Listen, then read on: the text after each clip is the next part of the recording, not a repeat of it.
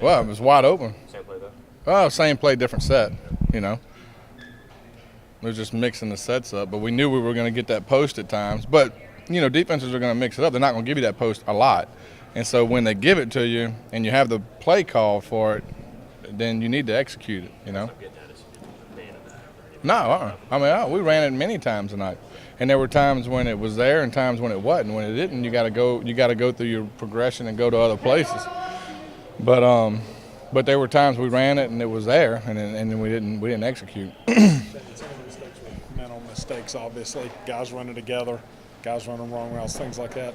At this point in the season, too many of them to expect what you're doing, and what do you do? Well, I mean, you go back and just keep repping it. You know, I mean, we did have some guys repping today that probably hadn't played a lot, and so that probably attests to a little bit of miscommunication and stuff. But they've been repping the plays. You know, they've been repping them at practice, and so there's no excuse there. And that's unexcusable. You know, I mean, you got to be on the same page, and you got to know what your job is, and you got to execute your job. And so, you know, and a lot of that comes down back on us, obviously. But we're not making it complicated. I mean, the same plays we're running now are the same plays we ran in camp when we first got here, in spring when we first got here. And so basically it's just repetition. And, you know, we're just going to keep repping it. And that's the only answer I can give you. I mean, we're just going to keep doing what we're doing until it starts working out. There's no plan B. Dana said he felt like there were some guys that it didn't matter as much to, and that he had to look at those players and evaluate them, and that there were some changes already current and maybe some in the future. Is that a big point of emphasis for you this week?